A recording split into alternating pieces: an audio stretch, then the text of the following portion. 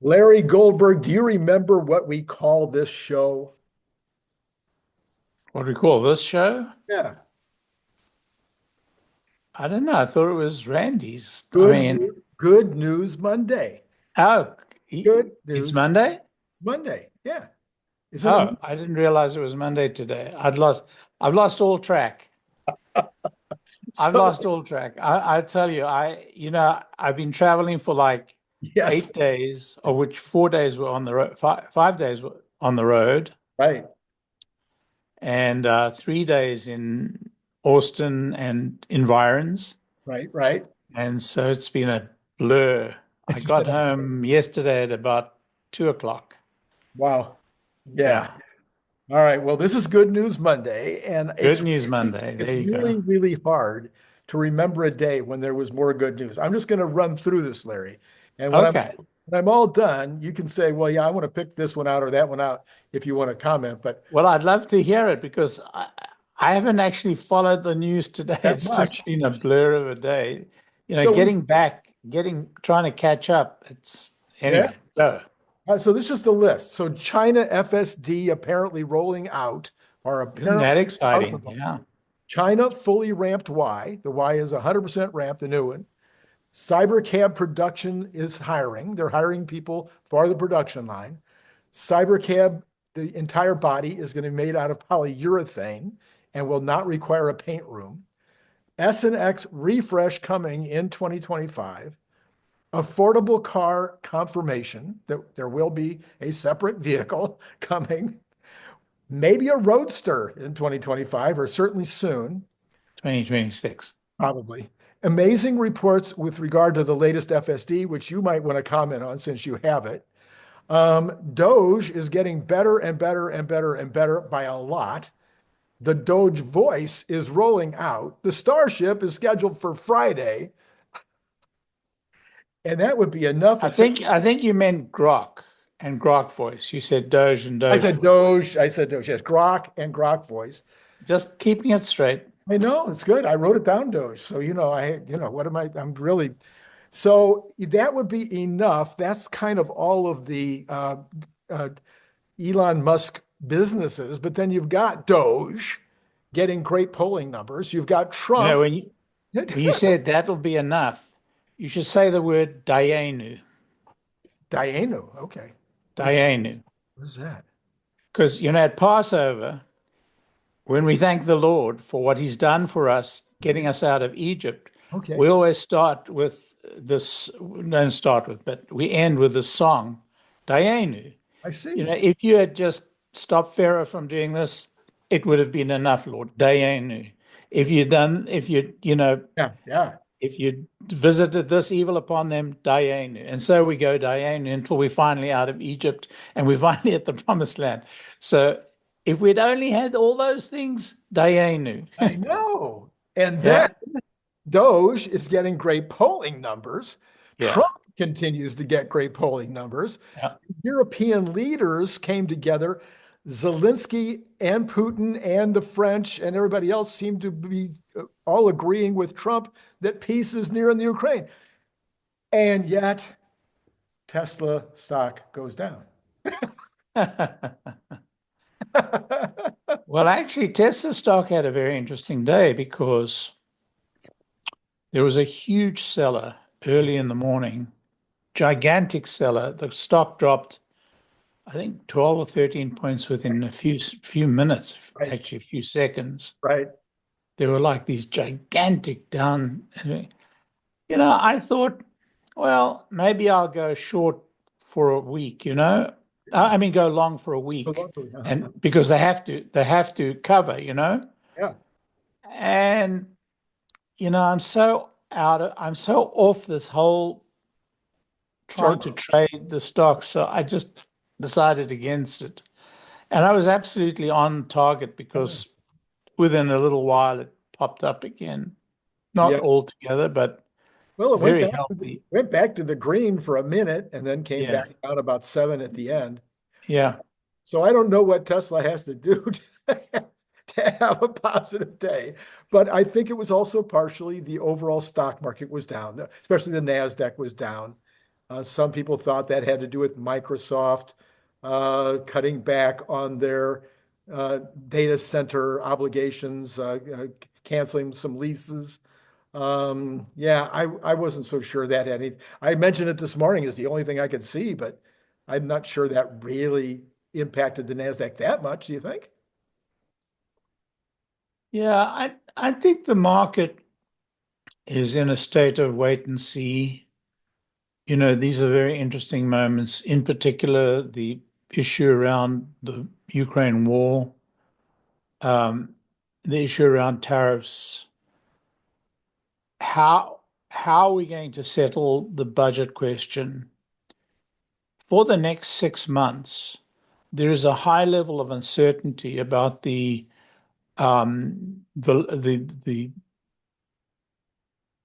outcome of the Trump presidency. Right, right. A lot of this will clarify, and I think during that period there's going to be this level of uncertainty, the sideways trading. That's what I'm feeling about the market. Yeah, I don't really trade on day-to-day basis, and I don't really trade on short term, so these things don't weigh too heavily upon me. The fact that Buffett is going to cash in such huge Yeah. numbers is an indication that he may have seen the top of the market for a while. It may just be he's preparing, for his passing. I mean, it could be that he's trying to set up the company in very, substantial cash position. So that's not really definitive. So I think we're in a wait and see situation largely. We're going to drift. This market's going to drift a bit, and certainly Tesla's going to drift a bit until, we have clarity around mid-year Mhm. with the timing of these very things. The market is terribly short term, has a terribly short-term view. You only have to read, some of our good friends and their prognostications as to what's going to happen next week and the week after and the week after. It's crazy. So I think we're in a wait and see situation. Yeah, I did notice that the VIX was up substantially today. I think it was up a Ah, point. So I think it was up around maybe 19 I hadn't looked at it at the end of the market, but during the day it was up around 19. well, Well, that's getting into serious space then. That's a good, good explanation. so here's one of the thoughts that I had because, I'm very sad about all of this picking on Elon. Because I think he's doing a phenomenal as usual. I mean, Yeah.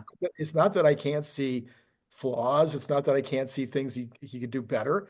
It's not that I don't or that I think he could do better. What do I know? But it's just like everything that he touches eventually turns out right.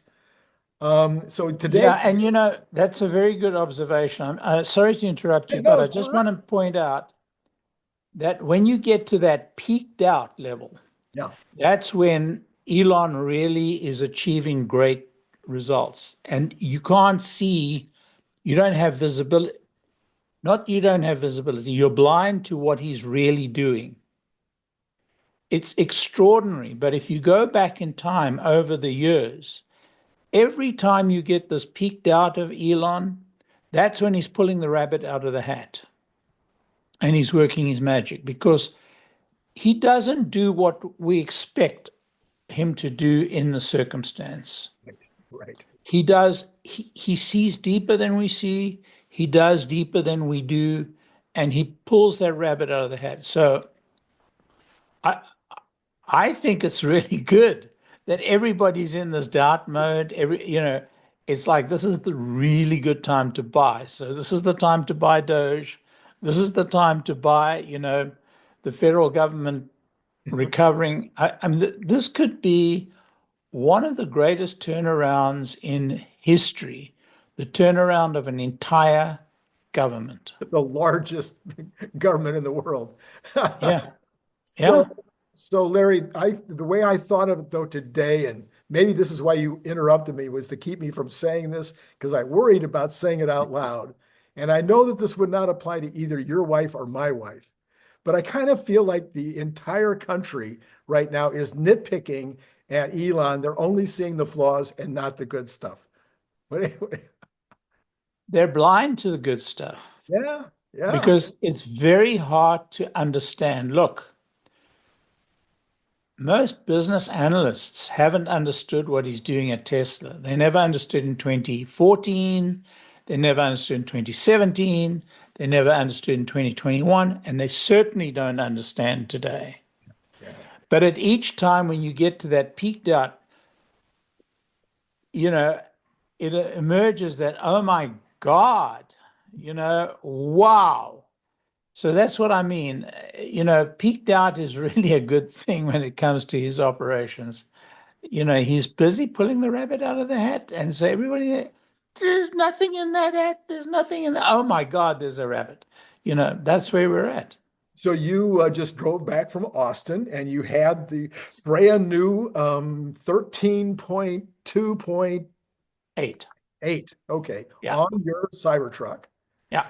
And I've seen a couple of YouTube videos and a couple of people talking about it, but it's always nice to hear from you because you've been through it all. You have had Look, I've just finished a 3,000-mile road trip. Now, this is not my longest road trip. I've done 5 of these 3,000-mile road trips. I've done 4 of the, 12,000-mile road trips.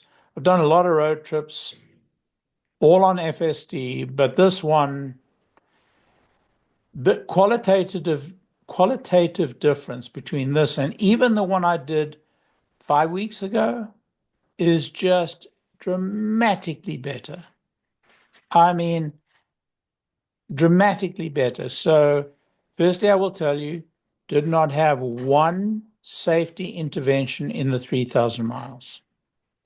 I mean, not only not one safety intervention, not even close. There wasn't a time when I felt really uncomfortable. There were a few times I was saying, got to pay attention here, got to pay attention here, but never once did I say, well, I think I may have to intervene, or even, I've got my foot hovering over the accelerator, the brake, hovering. Nope, didn't get there. Now, I will tell you that they haven't fixed the parking lots and they haven't fixed the, one touch, you're off and away. And once you get into parking lots, you're best to stop FSD and do the final navigation by yourself, and also navigate yourself out of the parking lot. That piece has not been done yet. Yep. But everything else, end to end, perfect. Well, I shouldn't say perfect. I think there can be some improvement. The car still tends to hug the edge of the road, the edge of the lane, I should say, the very edge of the lane, and particularly when you're in the left-hand lane of a freeway, when it's passing or past a group of cars, it'll tend to the edge of the road. Now, the previous version actually got as far over the line as hitting the rumble strip on the edge. okay. This time, it's perfect. It's not perfect. It gets a little bit closer to the edge than I would be comfortable at doing. So I think they still have a little bit of improvement to do. But other than that, it's perfect. And I will tell you that I ran at 85. So I put it onto hurry. You've got the hurry, you've got the standard, and then you've got the comfortable. I forget the name of but in the hurry mode, it'll run up to 85, quite happily on a 70-mile-an-hour freeway. On a 70. It'll go 85 on a 70. Okay. Yeah. Well, that's what hurry does. You give it like a 40-mile-an-hour leeway. So, and that's just the characteristics you choose. You can choose to look. The real story here is not me using FSD. The real story here is my wife using FSD.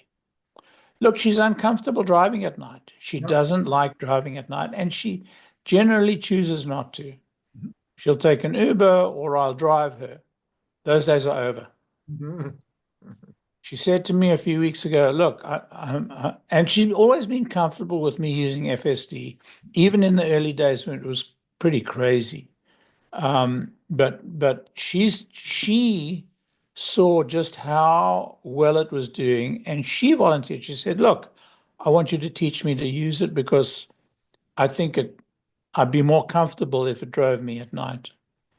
So now she's out at night, no problem at all. Yesterday, took her to Greensboro, where my daughter lives, which is about an hour and a half away.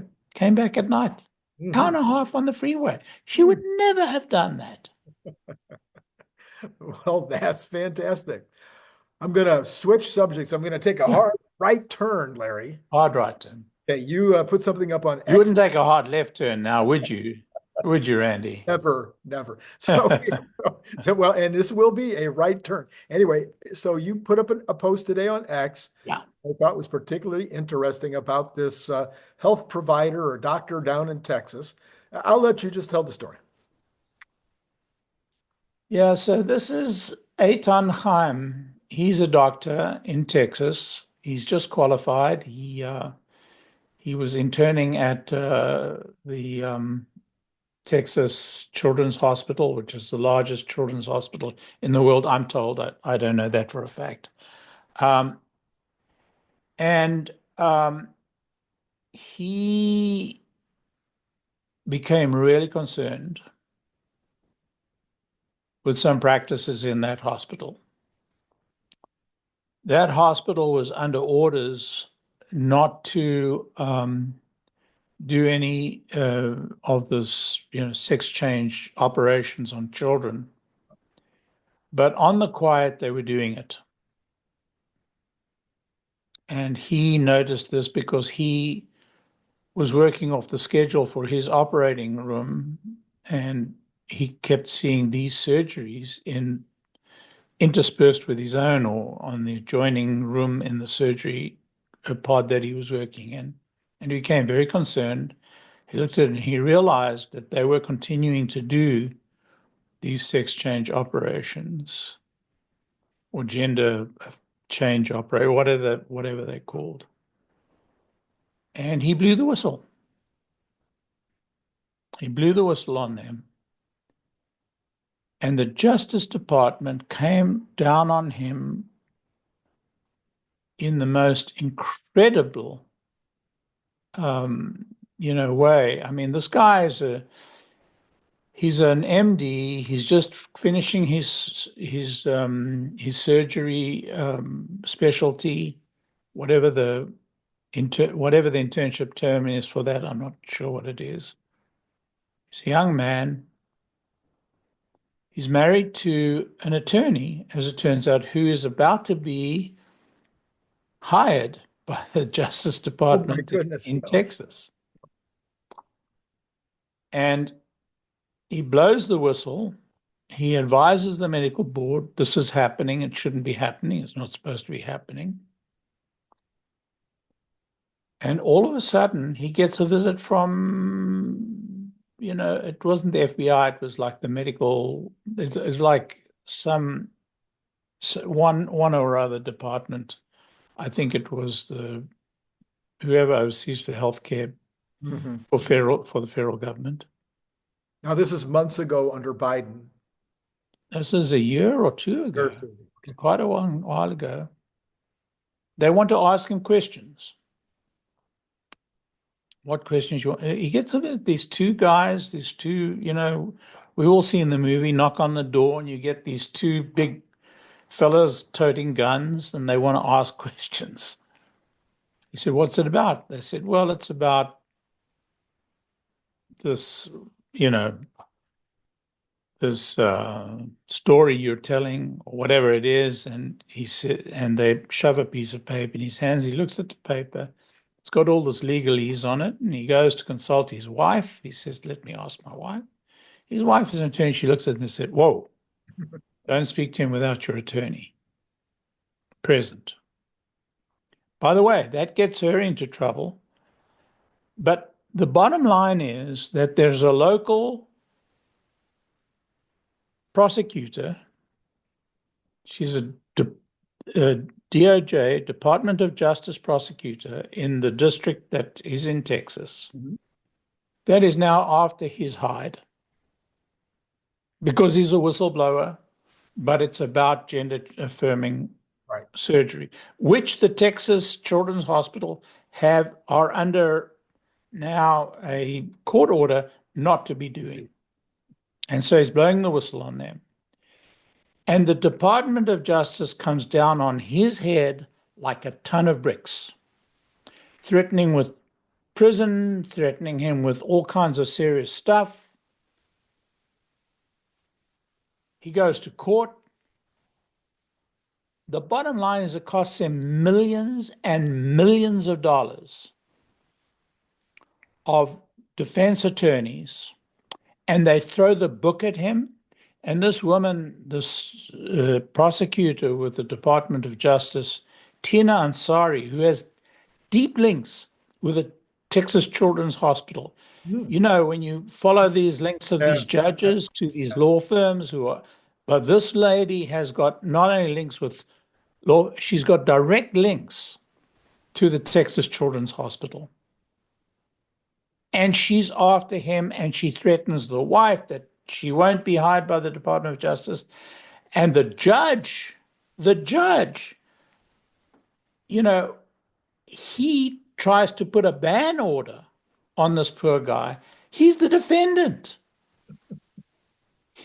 you know, and the judge threatens him with all kinds of imprisonment. He says, you'll go to prison if you don't stop talking and if you don't shut up, because, you know, this case is going to be heard in court. So thank God, and just in time, Trump gets elected. Right. Because I want to tell you, if he were not elected, this guy, 𝐓𝐮𝐚𝐲, would be sitting in prison. As he is, he's now fully qualified. He's practicing in Texas. His wife is with the Department of Justice, and they're free and clear, except this defense has cost him $4 million.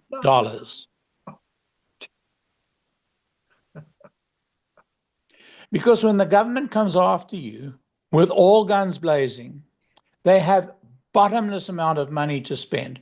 Well, until Elon gets finished with them. But at the moment, they've got bottomless amounts of money to spend. And they went after this guy with everything they had. I mean, I contributed to his GoFundMe account, whatever it was, and we should actually post the name of the account. And then today, Catherine Herridge, she did an interview of him, and she lays the whole thing out. I'm probably getting all my facts a little screwy, and, you know, I'm not up with it. I just know the outlines of it, and I've given the broad outlines of it. So don't hold me to these facts. Error and omissions accepted, please. But this is the broad case, and the $4 million is real. He's paid $2 million of it so far. I mean, he's been stripped naked in terms of his assets, but thank God he's qualified now as a doc. He's, you know, in his specialty. He's practicing. His wife is now an attorney with the Department of Justice. She was going to be an attorney. They threatened her that they would withhold that appointment. But if you want to see corruption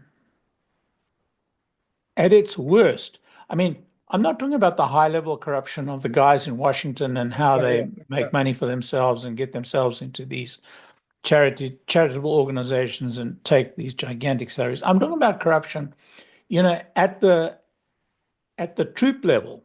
You know, the 𝐂𝐦𝐚𝐲, Department of Justice prosecutor in Texas can wield this kind of power over people's lives with such abandon.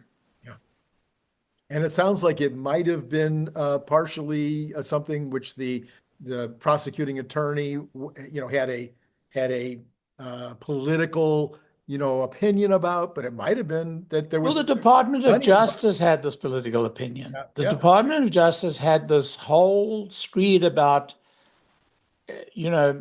how they were on the side of the people who wanted to do all these these sex change operations and all that stuff, and how they had to be protected. And so you had this whole, it reminded me of the witch hunts so the whole thing smelled so bad and tasted so bad in the mouth. I mean, it was shocking.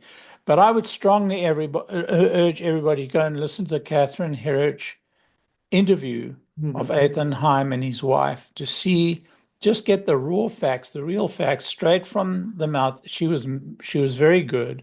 She did lead them through the process, everything that happened. She took the facts. She showed, all the documents and the interrogatory. So it was really good. But I mean, when you see the damage that was done by this administration in pursuing these dogmas, I mean, it was just terrible, terrible. And did the prosecuting attorney lose her job, I hope, now that Trump is in? She's no longer a prosecuting attorney, apparently. Yeah. Yeah, good. Well, Larry, in taking the risk that'll have you even more excited and interested, I wanted to hear what your take is, because you've already talked on my show before about your feelings with regard to the entire situation with Ukraine. I know that you like you are no fan of Putin. You're no fan of the Russian government. You believe that the Ukraine has been badly harmed and hurt by this. But right now we've got peace on the table, apparently. Some people I don't believe there will be peace on the table. Look, I differ. That's what I want to hear what you're thinking. I'm at complete odds with President Trump on Ukraine. I think I'm on complete odds with President Trump on Ukraine. People rush to judgment. I've learned with Trump, President Trump, I should call him, I don't want to call him Trump anymore, but I've learned with President Trump to hold my judgment until I see, because he plays a very shrewd game, and it's a game for him. And so, he is, and I've seen this in negotiations before. I do it myself, to be honest. When you have got two opposing parties and you're really siding with this guy, often you play the game with the other guy. I don't know if that's what's happening. I do hope that's what's happening. I do hope that Elon and President Trump haven't bought David Sachs' story. I don't agree with David Sachs. David Sachs thinks Zelensky's a bad guy, thinks Zelensky's corrupt, thinks Zelensky sold Ukraine down the river, thinks that they had an agreement in Turkey when they sat down with Turkey, which was not true at all, and blah, blah, blah, blah, blah. And he thinks there's a risk of nuclear war.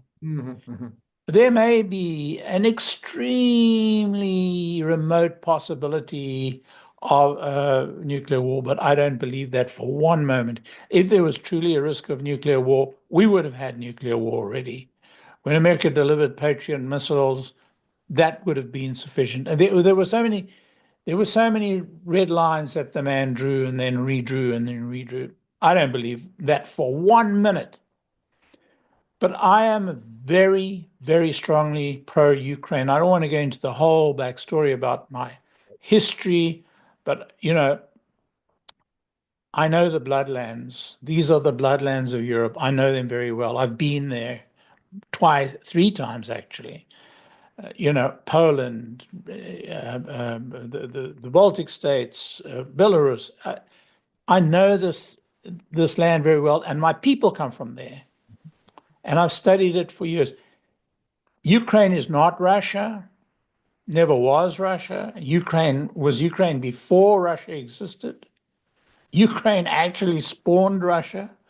The Duchy of Muscovy was a Duchy of Ukraine before it became Russia. and then the Russian Empire, and was conquered by Russia, not once, twice, but 3 times. Ukraine people were decimated, literally decimated by starvation by Russia. And I'm not saying that Ukraine people were not guilty themselves. There were many Ukrainians and many Ukrainian Jews that were responsible for that for the Holodomor, which was the name that we gave for the starvation of a quarter of the population of Ukraine by Stalin, by the Russian government. But all that aside, I believe Russia caused this war. Russia attacked Ukraine. Russia, broke all the rules, the international rules that we created in this rule-based international order. They broke all the treaties. I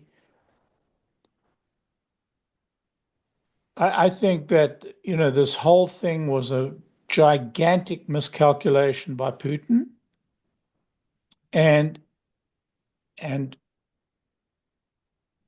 I'm hoping that what is happening is Trump is trying to give him a way to get out with his dignity. I know that most of the rest of the Western world would like to see him crushed by a defeat, and that's really what they're fighting for. I think Trump believes it's not going to be possible. He believes that the cost to the United States would be too great. And I think he's playing the game of trying to get Putin out with dignity. I think that if he's really coming to an agreement with Zelensky about these rare earths, that it's a way to actually give the US a very good reason to help Ukraine get back on their feet. I don't see a military solution to this war. There could have been a military solution to this war. I believe there was a military solution to this war, but it would have taken the United States and Europe to really gird their loins and rebuild their military industrial complex and to arm Ukraine to the teeth and to allow it unrestricted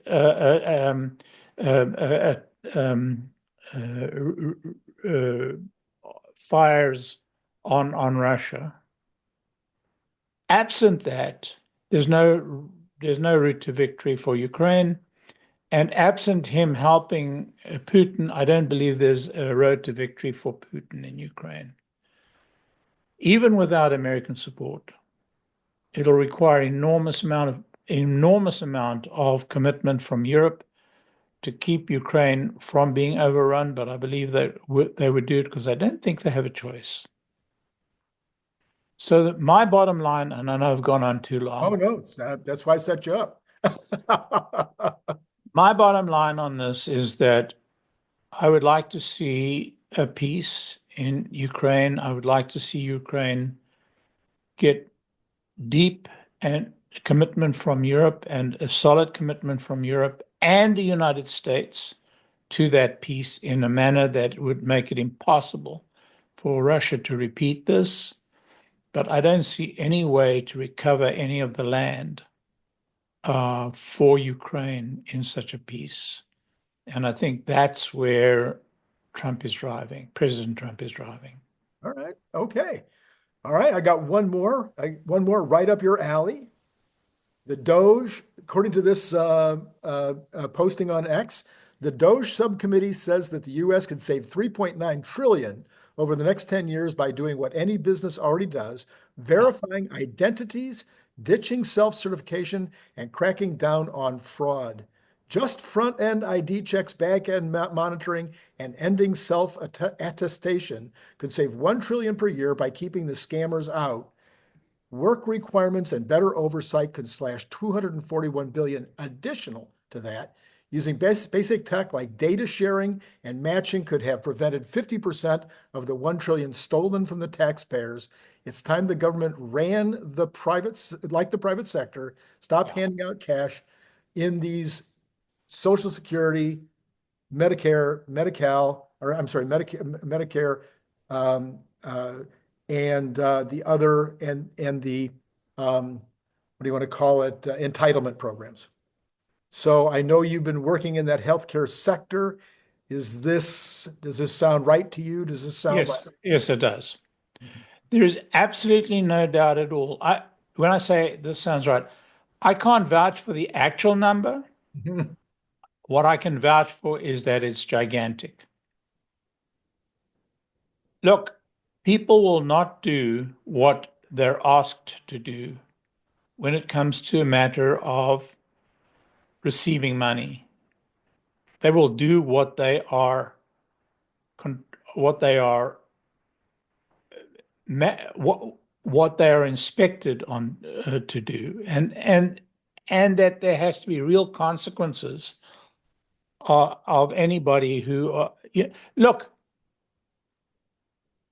I will tell you this: that the IRS are pretty bad, but they get a huge percentage of the tax that's owed. Medicare, Medicaid, Social Security don't do anything like the IRS. As zealous as the government is about finding the money and collecting the money, they are completely unzealous about handing out the money. I mean, never mind that they buy terrible food and that they allow people to buy, pure sugar drinks and all that stuff with the money they give them. I'll set that issue aside because that's an important issue from not only a healthcare point of view, but from pure effectiveness of the money we give them in terms of their health and their children's health.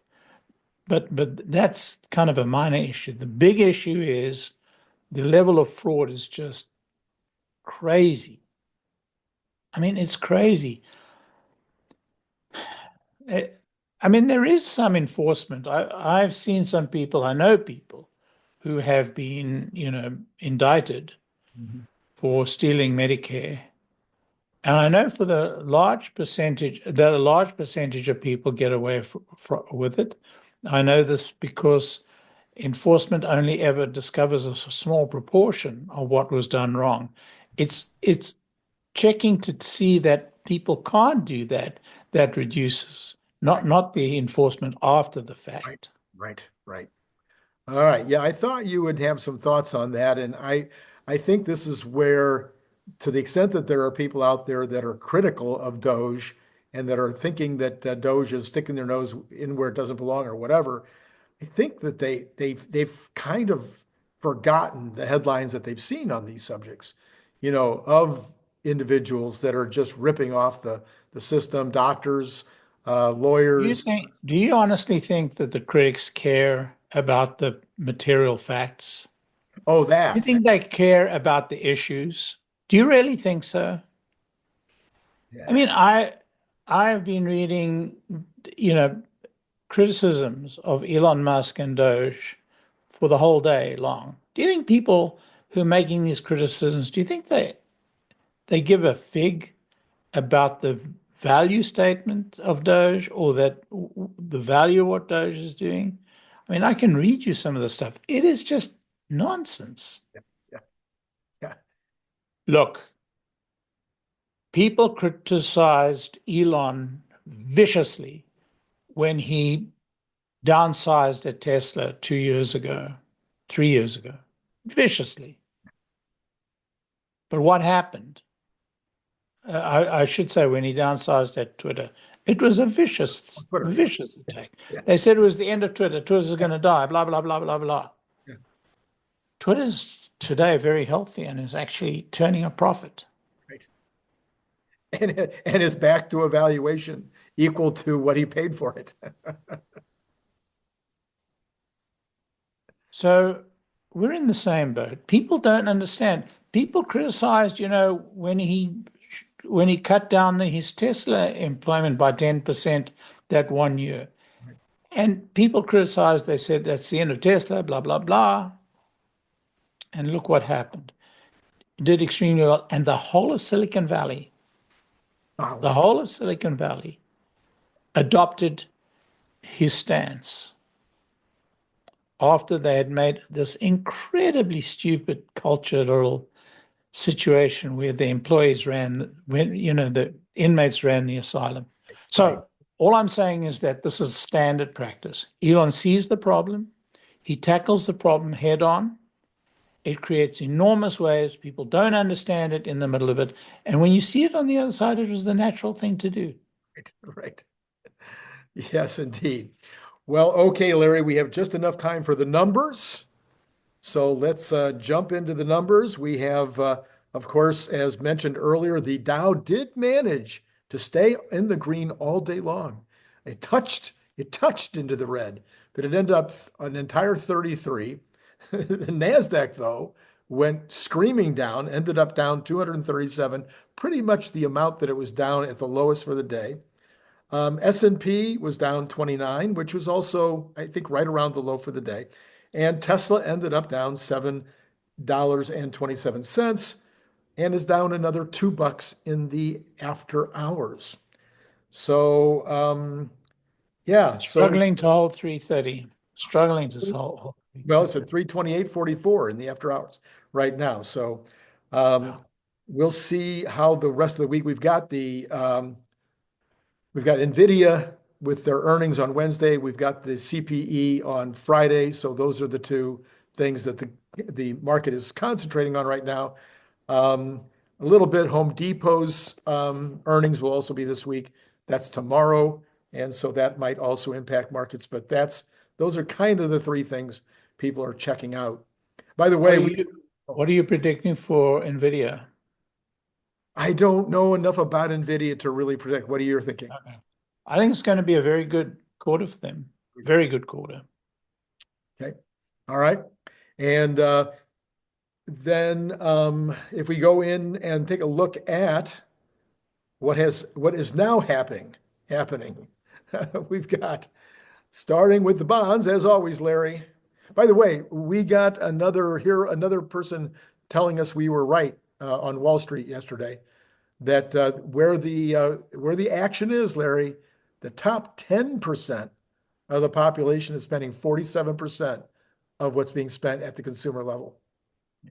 Yeah. Talked about people with assets and people that are making more than 250,000 a year.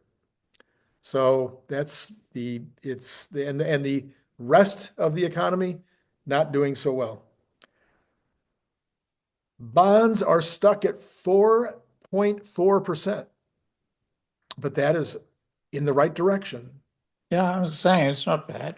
Yep, 4.4. I would love to see it at least get down to that 4.25 level again. My reading of the bonds, and I could be wrong, is that they tend to move in quarter point, like the technical seems to be quarters. And so the next one would be 4.25. A couple of more lawsuits go the right way. The Republicans passed the budget, and maybe we would see the bonds actually break through the 4.0 level. That's my theory. Right. Oil back up a little bit, but staying under 71. That's good news. I still would like to see it under 70, but I'll take 71.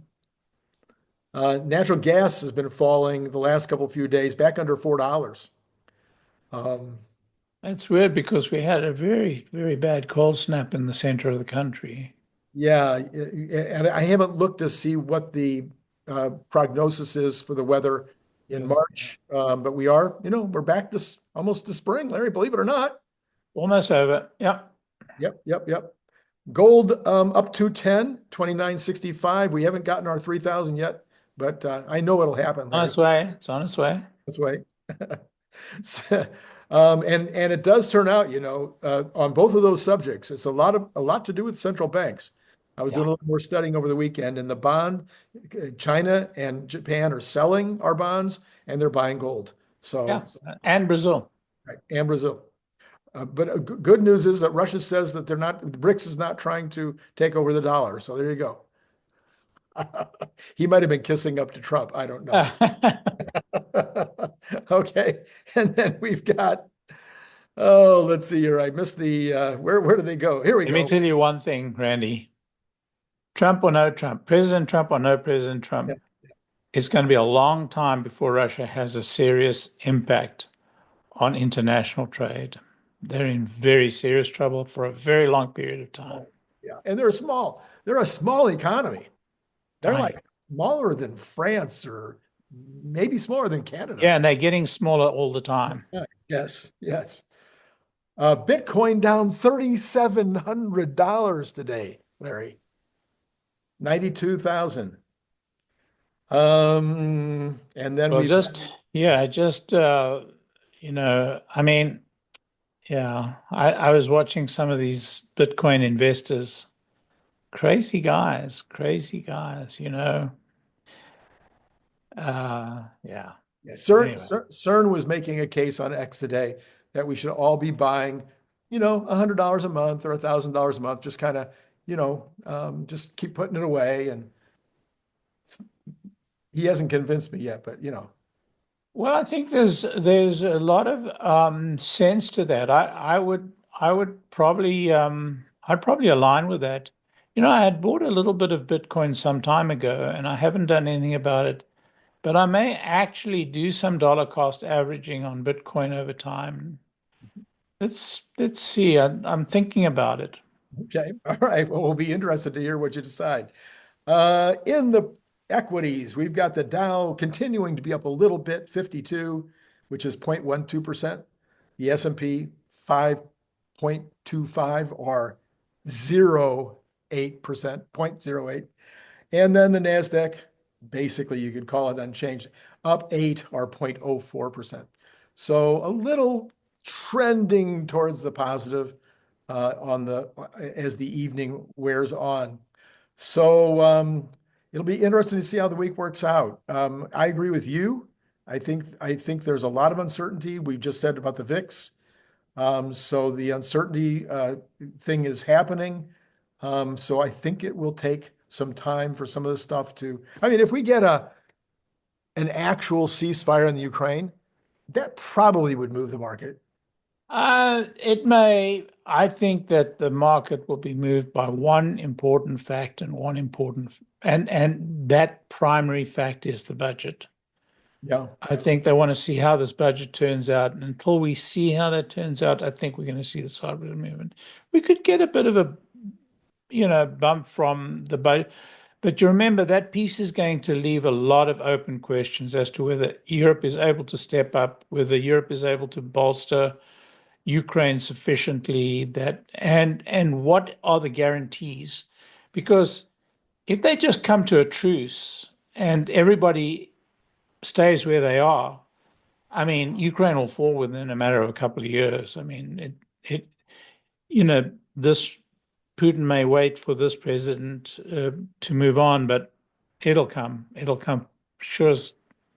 Yeah, it's kind of unfortunately for the Ukraine and for the entire world. Unfortunately for the entire world, the United States has this issue where every 8 years we change our every policy. 4 years. Sometimes every 4 years. Last 3 times, yeah. Last 2 every 4 years. Yeah, so we change our entire world policy, and this time Trump is changing it in a huge way. So the Ukraine and everybody else, they can't really count on. This is a generational change. This is a generational change. And the strange thing is, this is a man of 78 making a generational change. Yeah. But this is a generational change. Yeah. And after this president, we will see a new generation. And that this new generation just doesn't have the historical, foundations that we have. The interesting thing is this president is so unstudied of history that he shares this lack of historical precedent. So that's the interesting part of this conversation. That's true. That's true. I do think I saw that Vivek might have announced his candidacy today. He did. Yeah, he did. A headline on that. Yeah, yeah. So that was a nice piece of news. All right, Larry. I think I could have gone on for another hour. I cut this short. I mean, I had so much that I went on a little bit. Yeah. No. I could have easily challenged you on about 10 more subjects today. But this was all I thought. My crowd is pretty good with an hour. Good. I'll let them say in the comments below if they want me to do 2 hours with you someday. I doubt it. I doubt it. All right, Larry. Everybody have a great weekend. Thanks so much. And great. See, you're still confused, Larry. It's Monday. Oh, everybody have a great week. Oh, everybody have a great week. Well, Friday, this is this is a special Friday, right? It's Yeah. Employment Friday. Oh, it's Employment Friday, and no, it isn't Employment Friday. It's the 28th. You're right. Sorry. But we do have a rocket taking off on Friday.